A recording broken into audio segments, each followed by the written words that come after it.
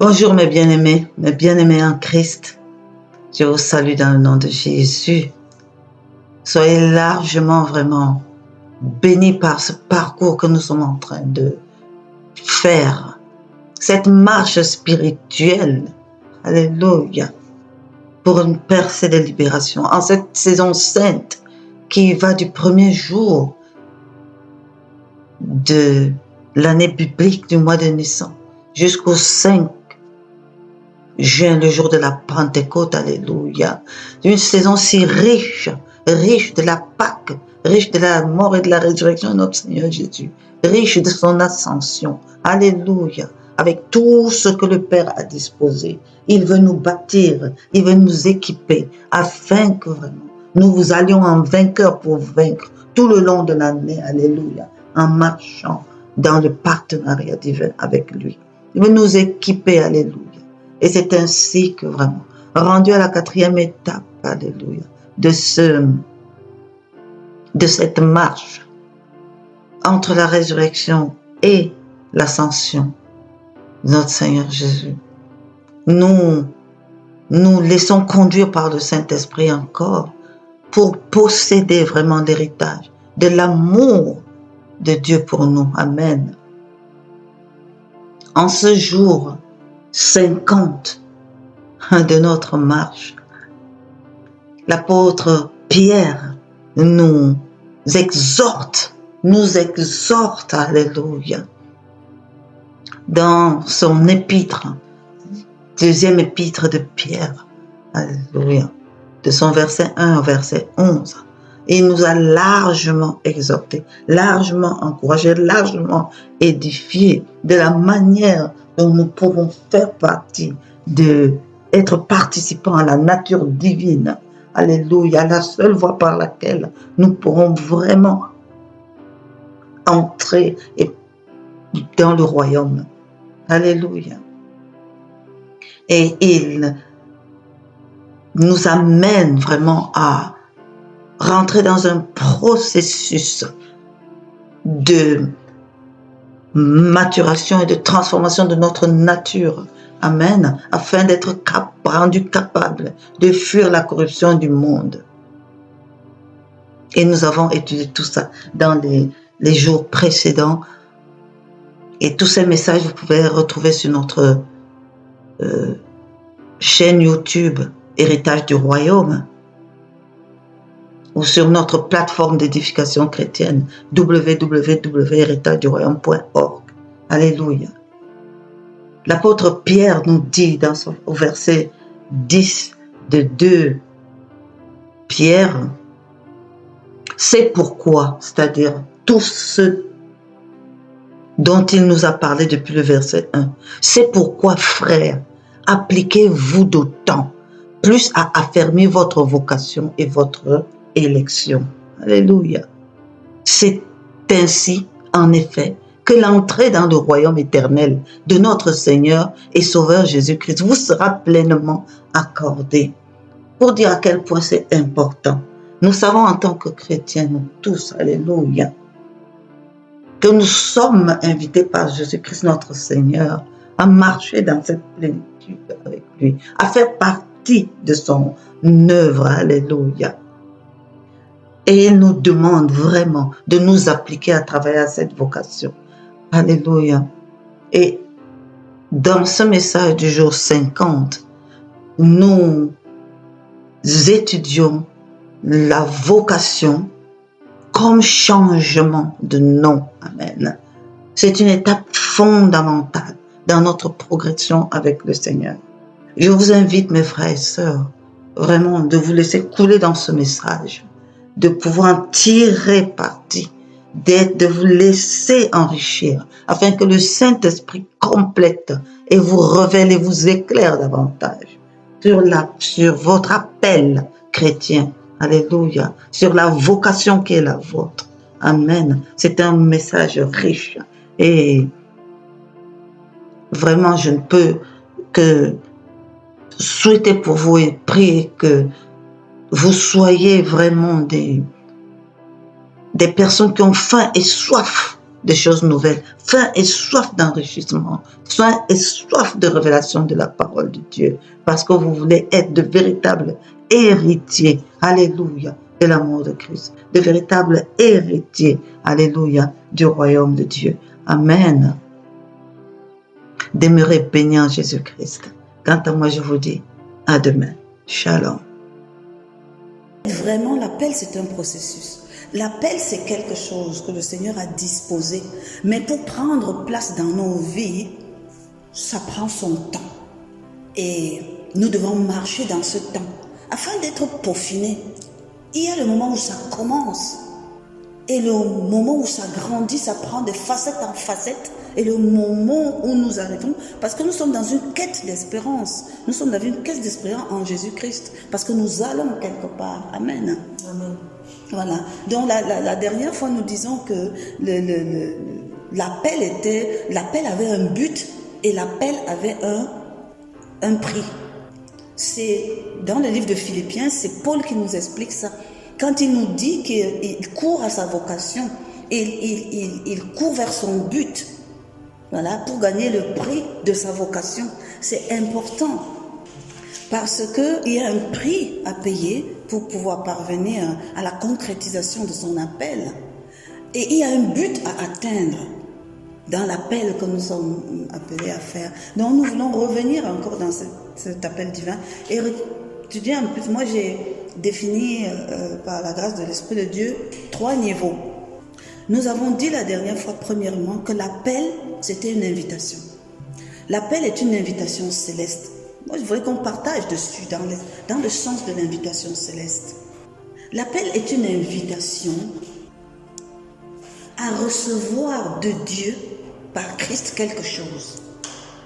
Si nous parlons d'appel, c'est que l'Éternel Dieu notre Père nous invite sa création à recevoir de lui quelque chose par Christ, quelque chose par Jésus-Christ, à recevoir la vie de Christ. Il nous invite à recevoir cette vie. Cette vie, il a donnée à la croix du Calvaire. Elle est là. La prend. Qui désire aller à la croix, la prendre. En disant, si tu crois que Jésus-Christ est Fils de Dieu et qu'il est mort à la croix pour toi, tu possèdes. Parce que cette vie, il est venu la donner en échange de la mort qui était la tienne, afin que nous vivions sa vie. C'est un cadeau. Prends. Je t'invite à prendre ma vie, dit Jésus-Christ, à la croix. Donc c'est une invitation à prendre sa vie. C'est une invitation à saisir le cadeau salut qu'il donne à la croix. Le salut englobe tellement de choses. Le salut englobe la délivrance. Le salut englobe la guérison, la santé. Le salut englobe le rachat. Le salut englobe tellement de choses. Les bénédictions, le salut englobe vraiment. Donc, c'est ce paquet cadeau qui est offert à la croix du Calvaire. Pour tous. C'est une invite. Et une invitation, si tu ne réponds pas à une invitation, c'est comme s'il n'y avait pas eu d'invitation. Donc l'appel, c'est l'invitation à recevoir la lumière du Christ. La parole de Dieu nous dit dans Jean la parole s'est faite chair. Elle est venue au milieu du monde. C'était la lumière. Et on l'a pas reçue. Mais pour ceux qui l'ont reçue, il a donné le pouvoir d'être enfant de Dieu. Donc la lumière qui est Christ doit être reçue. C'est une invitation à recevoir cette lumière. Elle est là, elle est déjà venue au milieu des hommes briller. Reçois-la, recevons-la. Nous sommes appelés à ça. Il nous appelle à recevoir son amour. La parole de Dieu nous dit, il a tant aimé le monde qu'il a envoyé son Fils mourir à la croix, afin que nous soyons sauvés et que nous ayons la vie éternelle. Il a déversé cet amour immense. Reçois l'amour. Reçois l'amour du Père, ça ne se paye pas, ça ne s'achète pas. Reçois l'amour du Père par Christ. Il nous invite à recevoir son esprit. Le Saint-Esprit de Dieu, Jésus-Christ nous dit, vous savez, je ne vous laisserai pas seul. Je vais prier le Père afin qu'il envoie l'Esprit. Amen. Cadeau, c'est là. Je t'invite à recevoir l'Esprit. Reçois l'Esprit. Recevons l'Esprit, enfant de Dieu. Sachons recevoir ce que Dieu nous donne dans l'appel qu'il a pour nous. Celui qui ne répond pas à cet appel, celui qui ne dit pas oui, Jésus-Christ est mon Seigneur et mon Sauveur, ne peut pas avoir accès à ça. Mais celui qui dit oui a accès à tout ce que le Seigneur veut donner. Donc c'est une invite à recevoir de Dieu. C'est la première étape de notre appel. L'Esprit de Dieu vient, il nous donne son fruit, il nous donne sa force, sa puissance, son dynamisme, son écanopée, son discernement. Il nous remplit de sagesse, tout ça. Il se met dans ces 7 dimensions cadeaux. On ne paye pas le Saint-Esprit pour ça. Il a reçu un ordre de celui qui en lui, c'est Dieu. Il a reçu l'ordre de celui qui le fait. À partir de la prière de notre Seigneur Jésus, par amour pour nous, et il est là pour accomplir l'œuvre de celui qui l'a envoyé. Mais c'est cadeau pour nous. Prenons ce cadeau. Notre appel commence avec le fait que nous acceptons l'invitation de recevoir le Saint-Esprit en nous. Il nous appelle à recevoir sa grâce. La parole nous enseigne que nous sommes dans la dispensation de la grâce. Ce n'est pas pour rien. Les étapes ont passé. En cette saison, en Jésus-Christ, nous avons une dispensation de grâce. Ça veut dire que la grâce, privilège particulier là, Jésus est venu déverser grâce. Ça veut dire je prends tout sur moi. Ça passe désormais par moi. J'accepte, je porte ça sur mon dos. Je prends grâce. Prenez la vie. Prenez la santé, prenez grâce, cadeau. On ne paye pas pour ça. On ne paye pas. La grâce que Jésus nous a déposée à la croix, gratuit. Accepte et reconnais la grâce de Dieu en Jésus-Christ pour ta vie. Amen. Une invitation à recevoir ses bénédictions. Une invitation à recevoir ses bénédictions. Les bénédictions, ce sont des bonnes paroles. Les bonnes paroles libérées pour nos vies. Bénédiction, c'est-à-dire que le Seigneur a libéré. Je vous bénis. Vous serez ceci, vous serez cela, vous serez en Jésus-Christ. Toutes ces bénédictions-là, c'est une invite à recevoir ces bénédictions. Recevons toutes les bénédictions que nous avons à notre Seigneur Jésus-Christ dans sa grâce. C'est ça l'appel. Ton appel commence à partir du moment où tu es même conscient que tu es béni. Quand Jésus-Christ, tu es béni de toutes les bénédictions célestes dont nous dit la parole. Amen. Nous sommes bénis de toutes les bénédictions dans les lieux célestes. C'est-à-dire, Père n'a rien regardé dans sa bonté infinie. Il a tout poussé. Prends. Alléluia. Amen. Quand nous commençons déjà à prendre conscience de cet état d'être béni, notre appel a commencé en Jésus-Christ. Parce que nous acceptons cette invitation. Et nous disons que cette invitation à être en Christ, il faut que l'enfant de Dieu soit conscient de ça. C'est-à-dire, on ne peut pas tous recevoir, par exemple, le pouvoir en son nom. L'autorité que Christ nous délègue, l'autorité que Christ donne du pouvoir de son nom que Christ lui délègue à celui qui croit en lui, à tous ceux qui ont cru, j'ai donné le pouvoir de. En mon nom, ils feront. Quelqu'un lui a donné un bonbon pour ça. Est-ce que ça a été acheté? Quand il dit à tous ceux qui croiront là, est-ce qu'on a trié les gens? Tous ceux qui croiront que je suis venu à la croix là, envoyé par mon Père pour mourir pour lui à la croix, que je suis le Fils de Dieu.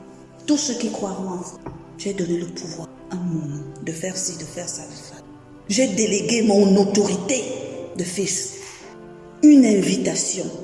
À partir de ce moment, ton appel commence dans l'autorité, la puissance du nom. Notre appel commence là, dans cette invitation, à saisir cette invitation. Tu as reçu ton billet d'invitation. Wow. Je vais m'en... Pourquoi? Parce que tu as déjà dit, je serai présent à cette réception. Mais si tu prends le billet d'invitation, et ça nous arrive beaucoup, certains n'ouvrent même pas. Voilà. On a mis là. D'autres, à 2 jours, j'avais reçu une invitation. C'est même où? C'est où? C'est là où on commence à chercher l'invitation et aller se cacher, je ne sais pas où. Ne soyons pas comme ça. Dieu nous appelle, c'est un appel divin. Il nous appelle divinement déjà à prendre conscience. Prenons conscience de cette invitation à être dans sa sagesse. On dit que la crainte de l'Éternel, c'est le commencement de la sagesse. Dieu dit si tu as déjà la crainte de Dieu vivant, tout-puissant. Il commence déjà à te donner le bout de sa sagesse avec laquelle tu vas te déployer. Cadeau. Même le déploiement de nos dons et de nos talents, les dons spirituels et tout. On dit que le Saint-Esprit les distribue à qui il veut, comme il veut, à un moment donné, pour le service, pour la gloire de Dieu. Tu as payé combien? Le don que tu as. Invitation à recevoir cela. Amen. Amen. Et c'est quelque chose de... Et on peut citer comme ça des tonnes de choses que l'Éternel Dieu nous donne. Le sang du Christ, la puissance qu'il y a dans ça, les meurtrissures de Jésus qui nous guérissent. C'est des choses qui sont données et que nous n'avons qu'à recevoir. La deuxième dimension de l'invitation, c'est il nous invite à être. C'est une invitation à être. Là, c'est une deuxième étape. Parce que nous recevons d'abord gratuitement, nous entrons. Ensuite, il nous appelle à être. C'est-à-dire que dans cette dimension à être, il y a des choses qui vont prendre place en nous. Dans la première dimension à recevoir, nous n'avons qu'à prendre, dire oui. Et c'est fait. Dans la dimension à être, on doit participer. À être quoi? Notre être, par un changement d'état d'esprit. Dieu, par son appel, nous invite à être une nouvelle création. Il nous invite à être ses enfants. Il nous invite à être ses témoins. Jésus-Christ dit, quand vous recevez le Saint-Esprit, etc., et vous serez mes témoins, ici, là et là. Donc tu vois la progression. Tu reçois d'abord le Saint-Esprit, et ensuite tu deviens témoin. Il nous invite à être des témoins. Il nous invite à être ses serviteurs, ses ministres, ses héritiers, ses fils, ses disciples, et même ses co-héritiers, les co-héritiers du Fils. Il nous appelle à être son épouse, son église, ses porteurs de fruits, les citoyens de son royaume. Il nous appelle à être libres. Il dit, je suis venu renvoyer libres tous les opprimés. Il nous appelle à être ses partenaires, ses moissonneurs. Il nous appelle à être des visionnaires, des gens qui voient ce que lui veut qu'on voit. On peut remettre dedans plein de choses. Et tous ces processus d'être là nécessitent un renouvellement de notre intelligence, une transformation par le renouvellement de notre intelligence, une progression. Ça ne se fait pas du jour au lendemain. Tu arrives dans le royaume de Dieu parce que tu as reçu d'être dans sa grâce, dans ses bénédictions, de recevoir l'Esprit de Dieu, etc. Mais maintenant, tu rentres dans le processus, que ton être aussi rentre dans l'appel, dans ce processus d'évolution. Tu es rentré comme enfant en acceptant l'invitation, mais le reste, ta nouvelle création, ton serviteur, le ministère, le discipolat, ton héritage. Parce que tu arrives comme ça, tu regardes avec les yeux grands ouverts, ça brille de partout, tout appartient à mon Père. Tu te rends compte comment c'est prend, etc. Mais apprends à les posséder, apprends à en jouir, apprends à l'utiliser. Parce que beaucoup peuvent être là, ça brille partout, mais ça ne savent pas par où commencer pour manger. Et ils pleurent. Pourquoi? Parce qu'il lui a manqué la connaissance. Parce qu'il lui a manqué l'évolution. Parce qu'il lui a manqué. Et cette transformation de changement d'état de notre esprit se fait par le renouvellement de notre intelligence, par la parole, la révélation de la parole. Parce que toutes les stratégies divines sont là-dedans. Amen. Dieu dit que pour ceux qui l'aiment, le verset de Ecclésiaste 2, à son verset 26, que pour ceux qui lui sont agréables, il a donné la sagesse, la science et la joie. La science, là, c'est la capacité de comprendre comment fonctionnent les choses. C'est la capacité même d'être pratique. Comment poser des actions concrètes, pratiques avec l'Éternel. Et la sagesse que l'on demande d'avoir là-dedans, c'est d'avoir la sagesse divine, dans l'éclairage du divin, de la volonté de Dieu dans des choses. La révélation de sa connaissance. Ça rentre dans la sagesse que Dieu nous donne, cette capacité d'être enrichi de la pensée de Dieu. Amen. Amen. Dans ce processus d'évolution-là, c'est cette invitation à être. Dans notre appel, Dieu nous invite à ce changement, à cette transformation. La troisième étape de l'invitation, Dieu nous invite à donner. On a reçu, on a été renouvelé et il nous dit donne. À donner ce que nous avons, à donner et à partager à tous, à tout le monde, sans exception, pas qu'aux enfants de Dieu, à tout le monde, ce que nous recevons de lui. Il a dit, vous avez reçu gratuitement, donnez gratuitement. Donc la véritable essence qui vient de Dieu se donne toujours gratuitement. Il nous invite à donner et à partager son amour. L'amour qu'il a déversé pour nous là. Amen. Et il nous invite à, si nous avons reçu en nous cet amour, cadeau, il nous invite aussi à le donner, à le partager. Amen. Pour lui d'abord, pour le prochain ensuite. Dans la même lignée. Et c'est pour ça, premièrement son amour, qu'il nous amène à partager. Il nous amène à manifester la nature divine. Parce que si nous avons bien franchi l'étape de l'invitation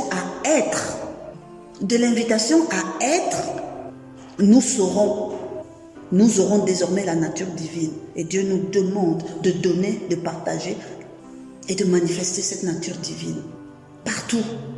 D'exprimer et de partager le fruit de son esprit.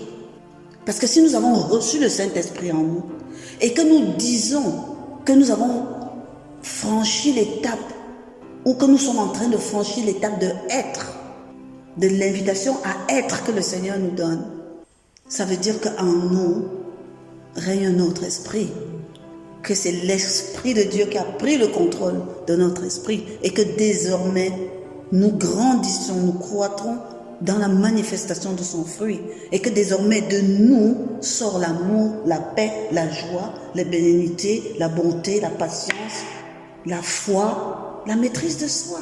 Le fruit de l'esprit qui est la nature de notre Seigneur Jésus. C'est à ça aussi qu'il nous appelle à grandir. Parce que quand nous aurons ça en nous, nous pouvons le déverser pour l'autre. Nous ne pouvons pas être quelqu'un qui n'a pas la joie en lui, qui n'a pas la joie de Christ en lui. Nous ne pourrons pas créer la joie de l'autre. Parce que nous sommes pauvres en ça. Nous ne pouvons pas le manifester, c'est-à-dire ça ne peut pas déborder de nous. Et c'est une quête. Cette quête de l'être, d'accepter l'invitation à être que notre Père nous donne à travers Christ, notre Seigneur et notre Roi. C'est une étape fondamentale. Ce n'est pas une étape d'un jour. C'est une longue étape. C'est une marche quotidienne de transformation. Mais ce dont nous nous sommes déjà enrichis, nous pouvons déjà donner. Même si nous avons reçu une nature, seulement la moitié de ce qui pourrait, nous pouvons déjà commencer à donner un peu de cette moitié-là. C'est pour ça que l'appel, c'est un processus qui est continu. En fait, à partir du moment où nous acceptons l'invitation à recevoir ce que le Père nous donne au travers de notre Seigneur Jésus à la croix, nous commençons déjà notre appel, c'est ce que j'ai expliqué. Et c'est d'étape en étape. Nous commençons même déjà notre appel. Parce que quand tu as reçu et que tu as vu que Jésus-Christ est Seigneur, c'est le Fils de Dieu, vraiment, tu es sauvé, tu es là. Et que tu te tournes pour le dire à ton voisin, tu es déjà dans le partage et le donner, ce que tu viens de recevoir. Pourquoi? Parce que ça a pris place en toi. Donc tu vois que ce n'est pas une étape, il faut d'abord finir ça et après non. C'est un processus qui est en nous. C'est vrai que c'est un processus de croissance, c'est par niveau, d'évolution personnelle dans les pas du Seigneur. Mais c'est très enrichissant parce que ça nous habite quotidiennement. Ça nous habite quotidiennement. Et se donner et partager est tellement, l'invitation à donner, à partager est tellement vraiment présent et cher au cœur du Père. Notre Seigneur nous appelle à ça. Quand le Père dit « demandez et il vous sera donné ». Là j'aime ça, il n'a pas dit « demandez, je vous donnerai ». Il dit « demandez et il vous sera donné ». Ça veut dire que ce que tu viens en tant et que tu demandes, c'est le voisin qui va te donner dans sa dimension de son appel, du donner et de partager. Il dit « demandez et l'on vous donnera ». Il n'a pas dit « je vous donnerai ». Tu demandes en moi, quelqu'un d'autre va être sollicité dans sa marche, dans sa dimension du donner et du partager. Amen. Il va te donner la réponse. C'est mes principes. Parce que lui aussi, il est en connexion avec moi. Et pendant que toi, tu es dans la phase encore de ton être, ou même du recevoir, il va susciter quelqu'un qui est dans sa phase du donner et de partager, va libérer ça chez toi. Dieu est riche. Quand on dit qu'il est riche de tout, c'est tout ça. Dans cette dimension-là, c'est important. Parce qu'il dit, cherchez et vous trouverez. Là, il n'y a personne d'autre. Ce n'est pas ton voisin, ce n'est pas le prendre. Quand il t'appelle au chercher, là, il dit, cherche, tu vas trouver. Le Saint-Esprit rentre lui-même en cœur pour te faire trouver. Parce que tu peux même chercher seul, tu n'as pas besoin du voisin ou autre. Tu trouveras quand même. Parce que l'Esprit de Dieu est en œuvre pour ça. Mais le donner, le demander, on vous donnera. Le on là, c'est un pronom impersonnel mis pour les hommes. C'est pas, c'est quelqu'un d'autre qui va te donner. N'attends même pas le Saint-Esprit pour venir qui va te donner. Si ce que tu demandes est matériel, il va te donner. Si ce que tu demandes est spirituel, le Saint-Esprit te donnera. Chacun dans sa dimension. Si tu pleures pour de l'argent, n'attends pas que ce soit le Saint-Esprit qui te donne l'argent. L'argent là sortira de la poche d'un homme comme toi, qui est dans sa dimension du donner. Amen. Amen. Dieu nous enrichit de cette don spirituel. Et dans cette même dimension de l'appel, dans le donner et le partager, il demande de manifester au profit de tous les dons spirituels. Il nous les a donnés cadeaux. Et il nous demande de les manifester au profit de tous. Il nous demande de partager ces révélations, les mystères révélés. Le partage spirituel est fait pour ça. Ce dont je suis riche, je libère. Ce dont les riches, nous sommes plus riches encore. Parce que si Paul et autres avaient gardé ça pour lui, aujourd'hui, on serait bien pauvres. Si moi, je suis nourri et que je me dis, je connais, je reste moi à la maison. Les gens seront bien pauvres. Ceux qui regardent le site, ceux qui aujourd'hui peuvent écouter même au Cameroun des messages sur l'appel seront pauvres. Toi qui te déplaces, tu seras pauvre. Dieu n'aime pas ça. Dieu n'aime pas ça. Peut-être la personne qu'il veut, auprès de qui il veut résoudre le problème du recevoir, du donner, du partager, est dans ton bureau. Moi, je vais entrer dans ton bureau quand?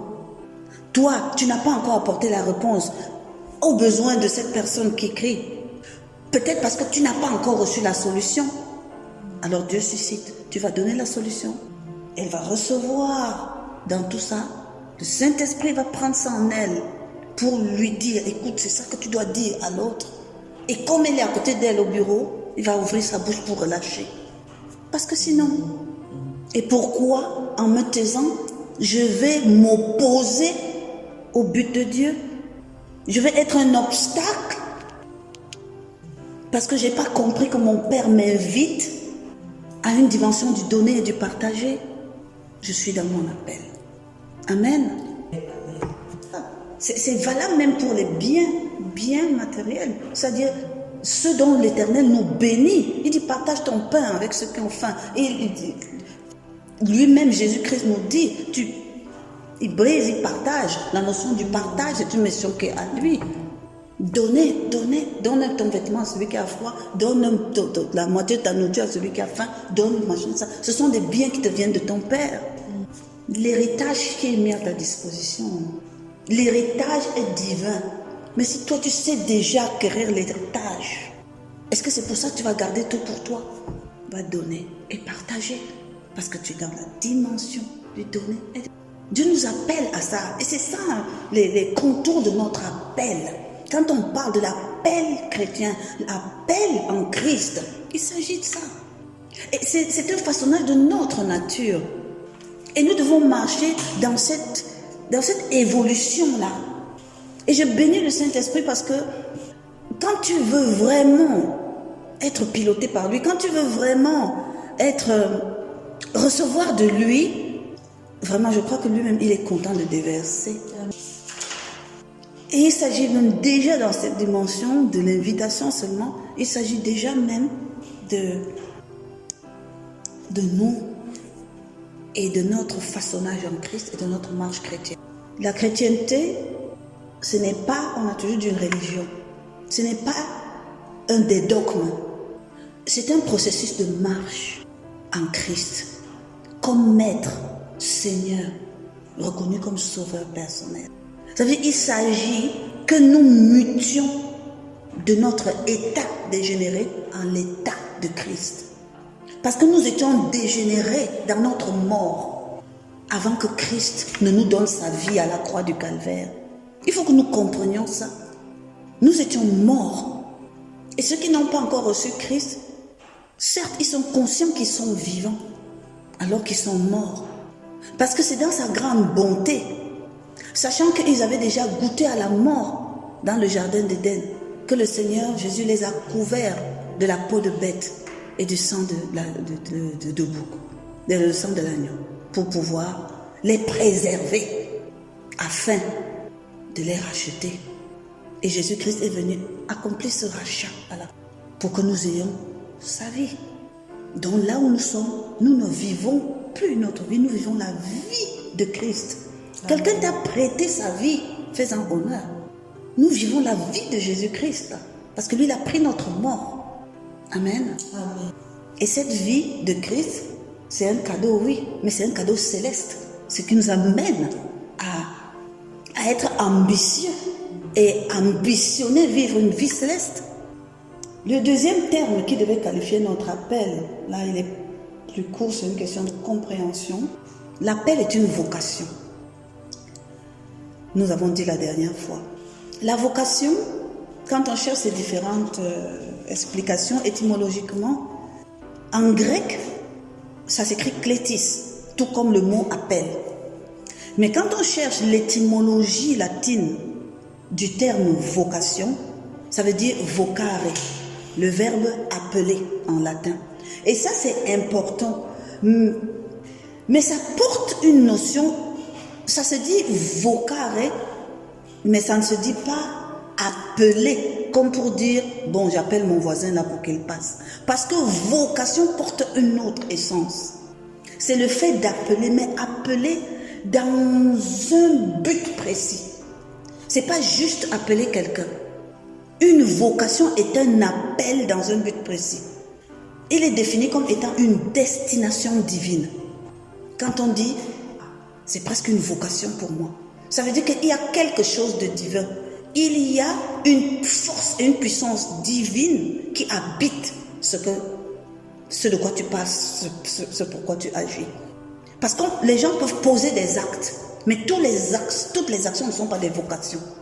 Une vocation est une destination privilégiée, une destination divine qui porte en lui un rôle bien déterminé.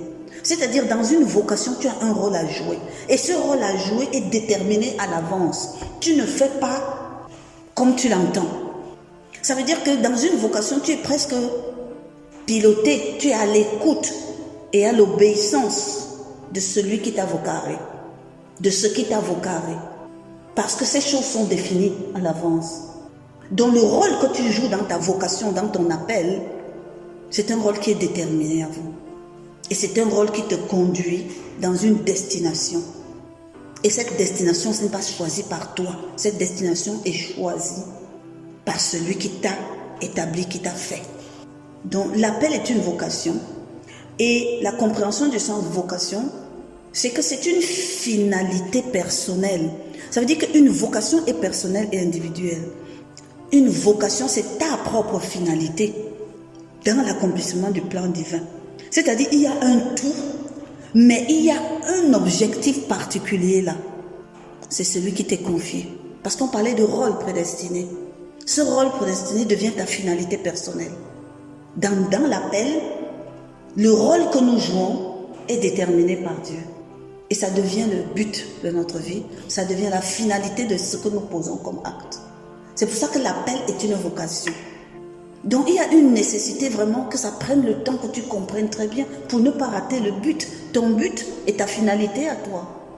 Amen. Amen. Moi je dis toujours heureusement qu'il y a quelqu'un qu'on a mis à côté de nous pour répondre à toutes nos interrogations. Jésus-Christ a dit dans sa parole, le Saint-Esprit, il viendra vous parler de moi et il viendra vous expliquer encore toutes choses. Amen. Donc ce que nous ne comprenons pas, demandons-le à l'Esprit de Dieu. Et clairement, je viens d'apprendre que la vocation, l'appel c'est la vocation. La vocation c'est une finalité personnelle dans le plan divin. Je veux voir, je veux comprendre. Aide-moi à discerner ma voix. Parce que c'est individuel. Amen. Amen. Ça peut se ressembler pour plusieurs personnes. Mais au bout là, il y aura des choses différentes. Peut-être on court tous comme ça pour que je touche cette table. Toi, tu cours, on court la même ligne, tu touches l'autre table. Tu comprends ce que je veux dire? Ça peut être commun, un tronc commun, c'est pour ça que les gens se mettent. Mais au bout du compte, la finalité là, c'est personne. Parce que les gens que tu amènes à Dieu, vous n'êtes pas deux, vous n'êtes pas trois au moment où tu les amènes au Seigneur. La prière que tu fais sur tel ou tel malade, vous n'êtes pas 50 au moment de faire sur tel malade. Amen. L'environnement que le Seigneur crée autour de toi ou de moi, c'est mon environnement, c'est ton environnement. La famille que Dieu me donne, c'est ma famille. Mon époux, mes enfants, c'est ma famille. Le tien, c'est pareil. Donc quand Dieu te dit, ça fait partie de ton appel que tu les amènes à moi, c'est parce qu'ils savent, ton enfant, c'est ton enfant. Avant que tu n'ailles faire sur l'enfant de l'autre, tu fais sur ton enfant. Et ça, c'est ça. Moi, c'est comme ça que je comprends cette sorte de finalité personnelle. Amen. Amen. Et la vocation, c'est aussi un profond, entier, total engagement. Ça veut dire que dans un appel, il faut s'engager. Dans un appel, il faut accepter de s'engager. Et cet engagement-là, c'est fait envers quelqu'un ou envers quelque chose. C'est-à-dire comme finalité ou envers quelqu'un qui pour nous, ici, c'est Dieu notre Père. C'est Christ notre Seigneur et Sauveur. Amen. Amen. Tu t'engages, c'est le Saint-Esprit dans lequel tu t'engages à être obéissant à ce qu'il te dit de faire. Alléluia. Et cet engagement va jusqu'au sacrifice. Parce que tu sacrifies ta propre volonté. Tu sacrifies ta nature. Puisqu'elle doit changer et devenir autre chose. Tu sacrifies ton caractère. Parce que tu vas changer et épouser la nature de Christ. Tu dois être transformé. Dans cet engagement-là, c'est un sacrifice aussi. Paul nous dit, soyez des pierres vivantes. Offrez-vous à l'autel de Dieu un sacrifice.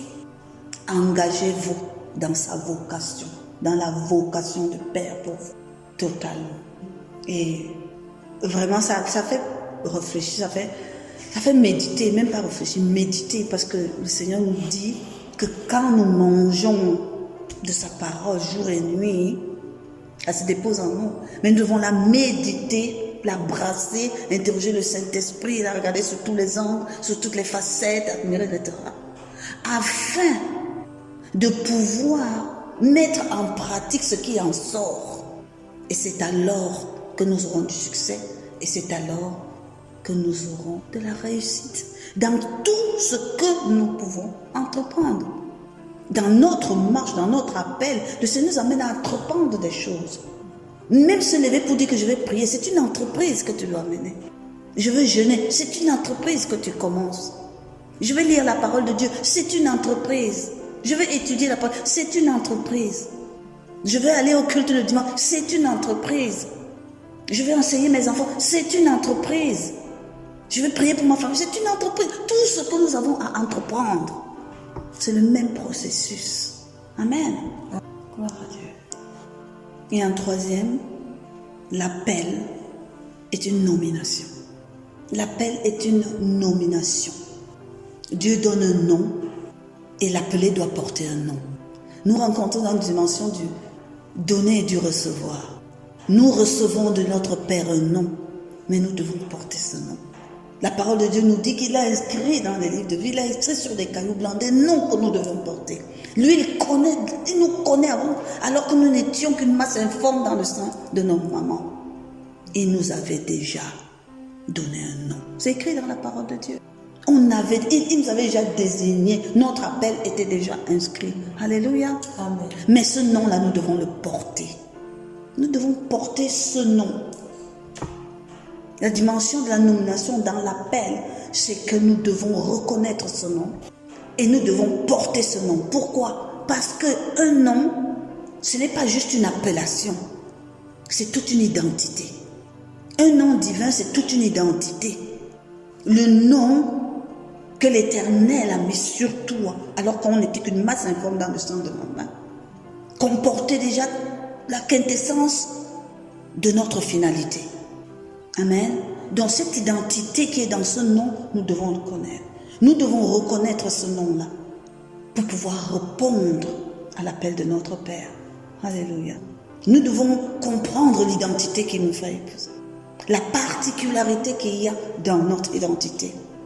Quand je regarde par exemple les noms les 12 de la tribu de Jacob, nous voyons les noms qui ont été donnés et les noms qui ont porté. Le nom de Judas, il a béni, ou conjugué, il est béni. Béni sois-tu au Père, parce que tu as béni. Amen. Benjamin, l'enfant de ma droite. L'enfant de ma droite, prophétiquement, à celui qui va être assis à la droite de Dieu le Père, Christ. Parce que dans la continuité, il fallait qu'il y ait cette désignation. Quand on parle de la descendance des noms, etc., quand on voit comment les noms ont été portés dans la Bible, quand on voit comment le Seigneur, Dieu, change les noms pour que ton nom soit en phase avec la destinée qu'il a pour toi. Parce qu'un nom, lorsqu'il est céleste, pas les noms que nous donnons ici, parce que nous avons vu un film, on a vu une série, quelqu'un s'est appelé machin, on a déjà donné à notre enfant, on a machin et tout ça. Dieu notre Père doit secouer la tête comme ça, quand on manque de connaissance. Mais ce nom-là, qui spirituellement est actif, doit être actif. Donc spirituellement, nous devons posséder, nous devons porter, nous devons assumer, afin de marcher dans la rectitude de notre finalité. Amen. Parce que le nom porte en lui-même une essence de vie. Dieu dit pour ceux qui... La parole de Dieu dit exactement, quand il parlait à la femme samaritaine, il a dit pour ceux qui croient, c'est-à-dire ceux qui ont cru qu'il est le Fils de Dieu, il y aura en eux des sources d'où jailliront des flots d'eau vive. Amen. Amen. Le fait d'être en Christ et le fait de recevoir Christ fait en sorte qu'il y a en nous des dépôts. Nous croissons et des sources s'ouvrent en nous afin de laisser jaillir le flot divin. Amen. Amen. Quand ce flot divin jaillit, quand quelque chose, est-ce que c'est pour nous? Je ne pense pas qu'il jaillit pour rester en nous. L'essence de cette eau coule. J'ai envie d'ouvrir, merci Saint-Esprit, parce que le Seigneur m'a toujours donné Ésaïe 54. Et Ésaïe 54 m'a permis de développer presque 22 messages. C'est dans le processus de l'élargissement de sa tente. Ça veut dire lorsque l'on est vraiment dans un désir d'accomplissement avec le Seigneur, lorsque l'on est dans un désir de partenariat avec le Seigneur, quand on veut vraiment rentrer dans son appel et faire des choses, Ésaïe 54 explique quelque chose. Après que le Seigneur ait dit « Réjouis-toi stérile, toi qui n'enfantes plus, fais éclater ton allégresse et ta joie. Toi qui n'as plus de douleur, car les fils de la délaissée seront plus nombreux que les fils de celle qui est mariée, dit l'Éternel. Voilà un ordre. Élargis l'espace de ta tente. Qu'on déploie les couvertures de ta demeure. Ne retiens pas. Allonge tes cordages et affermis tes pieux. Voilà les instructions que Dieu donne. J'aime le verset 3 et c'est pour ça que le Saint-Esprit m'interpelle, parce qu'on parlait des flots d'eau vive, être une source. Il dit car. Donc tout ce qu'il a dit en haut là, voilà pourquoi il te demande d'élargir l'espace de ta tente. Voilà pourquoi il te dit d'allonger tes cordages et d'affermir tes pieux.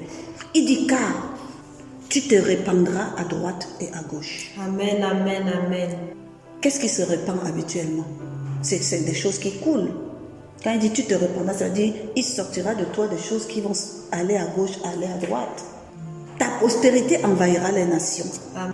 Donc ce qui va sortir de toi va remplir les nations et peuplera les villes désertes. Je voulais m'arrêter ici au verset 3 dans sa section A. Car tu te répandras à droite et à gauche. Pour revenir et dire que quand nous sommes des sources, d'où jailliront des flots d'eau vive, l'eau vive qui jaillit de nous, c'est pour abreuver les autres. C'est pour se répandre à gauche et à droite. Amen. Pour abreuver les autres. Amen. Amen. Donc, dans le nom que nous devons porter, le nom que le Seigneur nous donne, il y a une essence de vie. Ça porte comme ça l'ADN de ce qu'il t'appelle à faire. Parce que cette essence-là doit, dans ta croissance, dans ton appel, te remplir au point de se déverser à droite et à gauche pour le bien des autres. Donc tu es une source d'abreuvement désormais quand tu portes le nom que le Seigneur. Et c'est son essence qu'il dépose. Ce n'est pas de toi. Amen. Amen. Et la nomination porte aussi le but, la finalité de ta vie, ce pourquoi tu as été créé, ce pourquoi tu es là au milieu des hommes, ce qu'il t'a façonné pour venir apporter comme plus dans son monde, dans l'accomplissement de son plan divin, là où il veut arriver. Amen. Amen. Et dans cette dimension-là, nous devons nous enrichir. Amen. Amen. Gloire à Dieu. Vraiment, gloire à Dieu. Je te bénis, Seigneur. Saint-Esprit de Dieu, parce que tu nous laisses vraiment jamais seuls, tu nous laisses vraiment jamais vides. Tu nous enrichis de toi. Tu ouvres nos yeux spirituels et notre entendement, afin que nous saisissions la quintessence, nous saisissions la profondeur de la volonté de Dieu. Gloire te soit donnée. Ouais.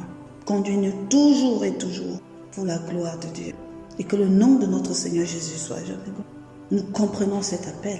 Et nous prions pour avoir la spécificité de cette marche avec toi. Fais-nous grandir dans notre dimension d'être. Fais-nous grandir dans notre dimension de donner et de partager. Fais-nous sans cesse accepter l'invitation, recevoir du Père ce qu'il a disposé pour nous. Enrichis-nous de connaissance, de la connaissance de Dieu notre Père. Révèle-nous ces mystères cachés. Enseigne-nous encore et encore. Amen. Au nom puissant de Jésus.